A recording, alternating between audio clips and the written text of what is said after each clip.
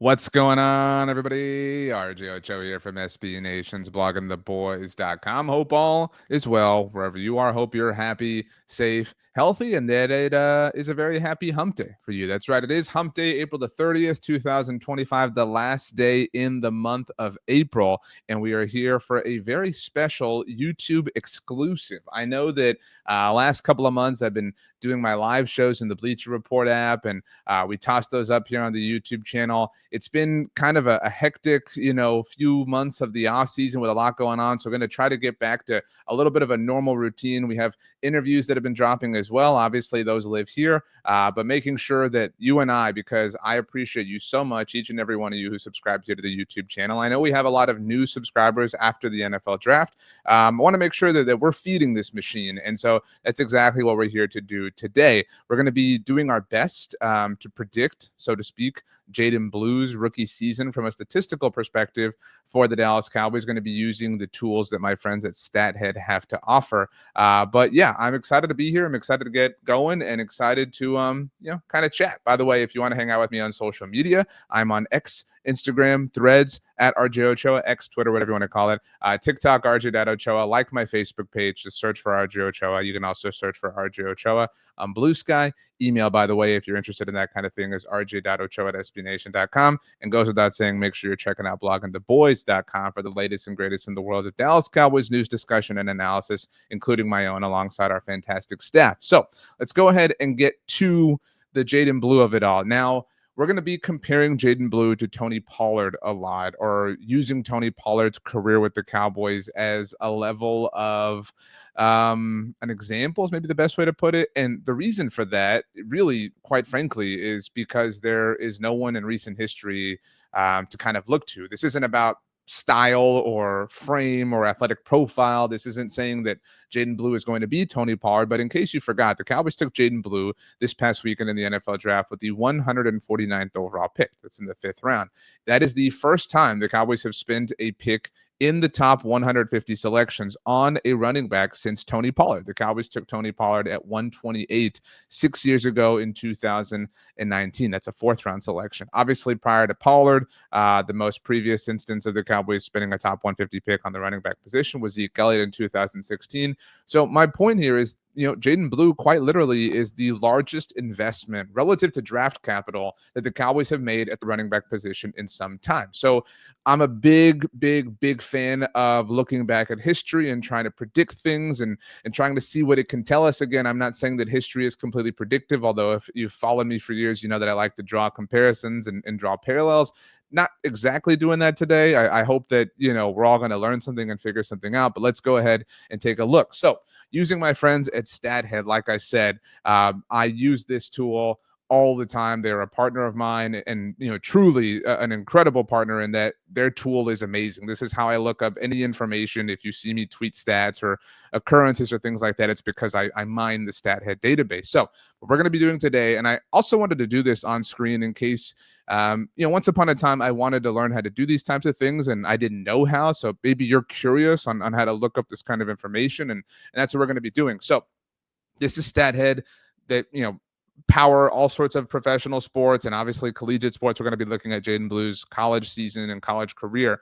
And what we're going to be doing is looking at Jaydon Blue relative to certain minimum thresholds that he had last season. Now, Jaydon Blue, I'm looking at this on a different tab. In 2024 at the University of Texas, horrible school, had in 15 games 134 carries for 730 rushing yards. He also had 42 receptions for 368 receiving yards. So I've already written an article about this, which is why I'm able to kind of jump off certain platforms, with a little bit more mental ease, because I already did some of this work in the background. We're going to be looking at a threshold of 130 carries, 700 rushing yards, 40 receptions, and 350 receiving yards. I want to see all the players in college football last season that accomplished these things. So as you can see here, we're looking at StatHead. We're going to go to College Tools and Player Season Finder. This is loading now. This is really anticlimactic. There we go. So we're going to look for single seasons matching the criteria. We're going to descend by season. So we have the most recent ones at the very top. I don't care what team. I don't care what conference. I want every single player. So we're going to sort by rushing attempts. What did I say? Jaydon Blue had 130. 130 was the minimum and 700 rushing yards was the minimum. So we've got 130 rushing yards, and we're adding rushing attempts. Now we're adding rushing yards. Let's go 700 actually. And then from a receiving standpoint, we're going to do minimums of 40 receptions and 350 receiving yards. All right, so 40 receptions. I don't think you can see the drop down menu, but here we go. 40 receptions, and I already forgot how many receiving yards I said. 40 receptions and 350 receiving yards. Okay, 350 receiving yards. There you go. So now we're going to get our results. And this is looking through the database of every single player in college football, not just last year, but all time, which is why these things sometimes take a second. But again, we're sorting by season and most recent season. So what you can see here on your screen now, these are all the players in college football who meet the threshold that we're looking at. And again, the minimum threshold that you can see here up at the very top, this is since 2000, by the way, because there's so many. You've got rushing yards having at least 700. This is in a single season, at least 350 receiving yards, at least 40 receptions, and at least 130 rushing attempts. And the reason I wanted to include all of these minimum thresholds is to kind of prove how productive Jadon Blue was, or see how productive Jadon Blue was relative to the field, relative to all players in the college football world, because that's a versatile running back. Now you see my guy here at the very top, Cam Skattebo, forks up, baby. I'm still devastated that he wound up with the New York Giants, but he had this remarkable season. In case you were unaware, let me zoom out just a hair for you over here. Cam Skattebo last year, just for the purposes of the conversation, had 293 rushing attempts, over 1,700 yards, had 45 receptions, only 3 more than Jadon Blue, but had, just an incredible 600 yards receiving to Jadon Blue's 368. But let's get Cam Skattebo unhighlighted here.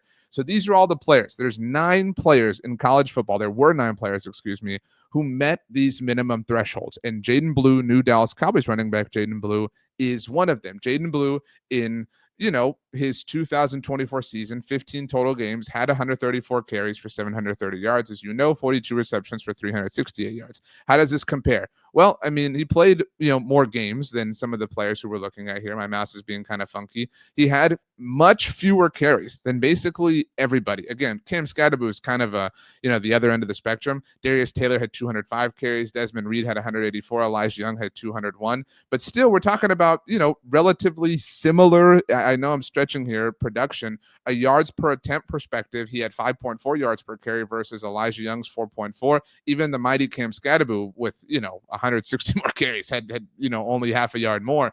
You get my point. I think that the point and the purpose of this exercise is not only to look at, what Jadon's rookie season with the Cowboys could look like, and some of that's complicated because of who is in the backfield with him and how many opportunities he's ultimately going to get, but also to kind of look at who he is relative to the field once again.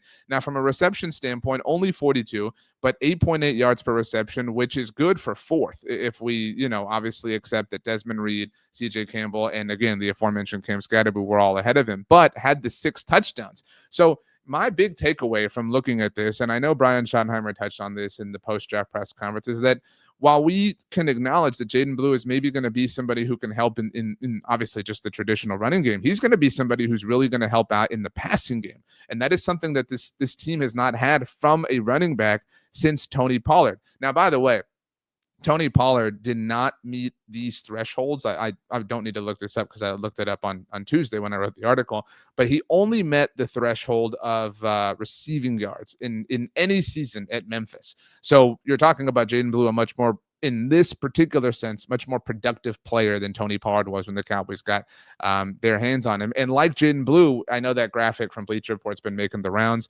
all the different running backs who Texas has had over the last few years. Tony Pollard was in a very crowded backfield at Memphis at Memphis as well. So some of this is opportunity. Again, I'm not suggesting that you read into this or we read into this or anything like that. What I'm suggesting is looking at this information and feeling even more satisfied than you obviously, I assume, already were about the Cowboys having this player on their football team. Now, I do want to put this back up here for one more reason, because as you can see here, Deuce Vaughn also met these thresholds in 2021. So, this is the type of player who the Cowboys obviously can benefit from. And this is one of the reasons that we've argued for Deuce Vaughn to be utilized in different ways. But you can't expect a player like that to be, especially if they're a smaller frame like Deuce is, certainly, and Jadon is not Deuce Vaughn small, but you get my point. You have to have a committee of sorts. And I think that's why we're optimistic about Jadon Blue, is because Javonte Williams and Miles Sanders and Phil Maffa exist, and they offer different opportunities and different chances, different looks, different whatever the case may be. Whereas Deuce Vaughn arrived on a Cowboys team that was, just beginning their search in the wilderness for production at the position. But there are names here that have had lots of NFL success in recent history. Fellow Sun Devil Rachaad White, that's right. Kyron Williams, Jahmyr Gibbs, Bucky Irving, the name that should have been last year, obviously, and Ashton Jeanty. So, I mean, this is encouraging, I would offer. Now, this is Ashton Jeanty's 2023 season, by the way, not his stellar 2024 year where he was a Heisman candidate. But this is all good information, is my ultimate point. Now, I brought all this up for a reason, to compare and to look at relative to the Cowboys. And again, I mentioned that, let me stop sharing the screen. I mentioned Tony Pollard's rookie year, or Tony Pollard's, first season with the Cowboys, whatever the case may be. Now, what we're going to look at here, and I'm resetting StatHead, is we're going to look at all Dallas Cowboys rookies who were fairly actively involved in their first season, because you look at a player like Deuce Vaughn as an example, not really utilized a ton. So we expect that Jadon Blue is going to have some involvement, right, his rookie year. I'm not saying he's going to lead the team in carries. In fact, this video is coming out on Wednesday, and we have a poll over at bloggingtheboys.com asking our audience who they think will lead the Cowboys in rushing yards. And let me put this on the screen, actually, while we're here, because I'm curious, and maybe you can answer in the comments below, who you think is ultimately going to lead the team in rushing yards this season. Let's put this up on your screen, and look at this. The eyes have it. Let's put this up, share my screen, and Blogging the Boys. We do a daily discussion at Blogging the Boys where we have just kind of a general question or general, discussion prompt. And this was Wednesday's. Who will lead the Cowboys in rushing in 2025? 62% of the vote, as you can see right now, is going to Jadon Blue. Second in command is Javonte Williams. And I think that makes sense. I really don't know that I can see Jadon Blue leading the team in rushing. I just don't know that the opportunities are going to be there. But again, this is what our audience thinks, and I'm not going to doubt them. So, all right. But that being said, in the comments here, by the way,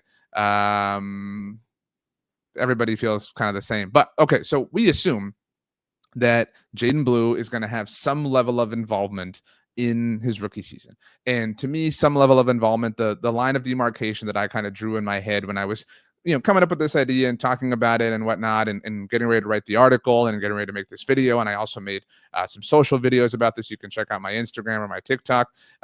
Just kind of, obviously a much shorter version of this discussion that we're having here today. 80 carries. That felt like, a smooth line in the sand to draw. And Tony Pollard met that minimum threshold, which ultimately was, helpful for the point. So let's go back to StatHead. Let's put this up on your screen so you can see how I get there. Again, if you're interested in this kind of thing, we are now looking at StatHead, and let me head over here. So we're looking at a player season finder on the professional level, which is why we're going here. And we're going to sort once again by date, descending by date, I should say. And what we want to see is a player who had at least 80 rushing attempts in a season. And we're looking for rookie seasons for the Dallas Cowboys. So we're going to add a team. We're going to go to the Cowboys. We could add any team if we wanted, obviously. We could do any rookie, but we're looking at players who, for the Cowboys in their rookie year, had at least 80 carries. So as you can see here, the thresholds we've applied, at least 80 carries. That's a minimum at the very top. Playing for the Dallas Cowboys specifically, and year of player's career, we just want the first. So there are 9 players, I think, if I remember, or 13.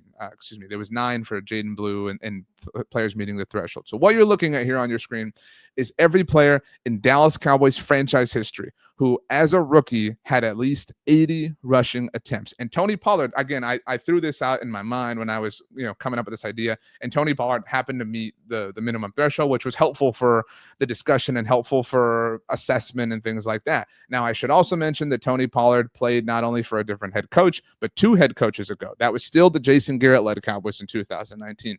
And what's amazing to me is that Tony Pollard, obviously Zeke had at least 80 carries, but Tony Pollard had 80 carries. He had 86, as you can see, in a backfield where Zeke Elliott dominated. That was what I found to be particularly interesting, was that, if you are like me, if you do hold some level of skepticism or just question as to how much Jadon Blue is going to be utilized as a rookie, even Tony Pollard, the last top 150 pick for the Cowboys at the running back position, was able to carve out 80 carries in a backfield that had somebody in Zeke that the Cowboys just simply don't have right now. So if my point is, if Tony Pollard could get that in 2019, then Jadon Blue can easily get that in 2025.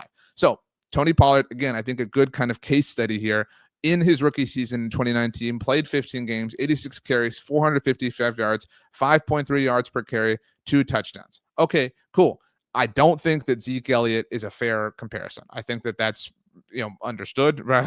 Like we don't expect the same level of production from Jadon Blue, but I think these are the two. I think Tony Pollard obviously at the top, and then you've got DeMarco Murray. We can talk about Tashard Choice in a moment, but DeMarco, like Jadon Blue, was playing for a head coach who was in his first year covering the team or controlling the team in Jason Garrett. I know that he'd been the interim before, but 2011 was Jason Garrett's first season, fully in charge, fully as the team's head coach. And identically to Brian Schottenheimer, Jason Garrett was still the offensive play caller. He had gone, obviously, again, very similarly to Jason Garrett, again, almost identically, had gone from being the Dallas Cowboys offensive coordinator to being the team's head coach, remaining the team's play caller. And in 2011, that draft class was headlined by a premium offensive lineman. That year was Tyron Smith. This year it's Tyler Booker. So I think that's a really similar comp. Now, DeMarco Murray had twice as many carries his rookie season that Tony Pollard did. There wasn't a real threat, obviously, in that 2011 backfield, but here you could argue that maybe it is Javonte Williams or maybe it's not. I mean, maybe I'm forecasting this incorrectly and Jadon Blue is going to get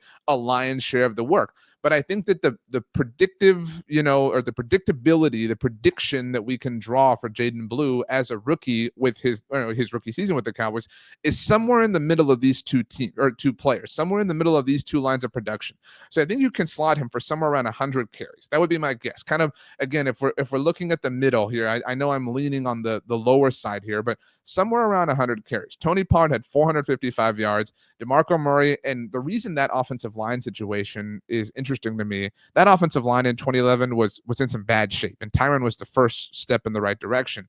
This offensive line today is trying to obviously return to the form that version ultimately reached, but it's further along in the process. And so I would not be shocked. I mean, if Jadon Blue flirted with 1,000 yards, but if I had to, throw out an over/under or something like that, based on the production of Tony Pollard and DeMarco Murray, I'd set Jadon Blue's lines somewhere around 100 carries. Let's call it 100.5. You can tell me over/under, and we could do yards. I'm going to say 700.5. You can tell me over/under, and touchdowns. I'm going to say 2.5. You can tell me over/under. The touchdowns might be a little bit more difficult because of the presence of, bigger players, older players, certainly Phil Maffa, as a potential goal line guy. Maybe Dak Prescott runs in a couple or whatever.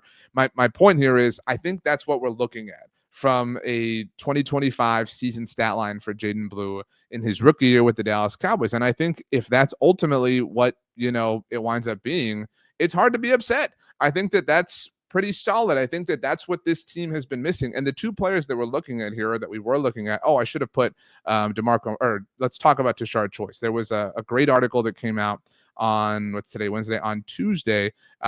Tommy Yarsh of DallasCowboys.com wrote about, obviously, we all wanted Tashard Choice to be the Cowboys running backs coach. He did not. He became the Detroit Lions running backs coach. Obviously, coached Jaydon Blue at Texas. Tashard Choice, for you younger Cowboys fans, was a part of the Cowboys as a rookie in 2008. That goes without saying.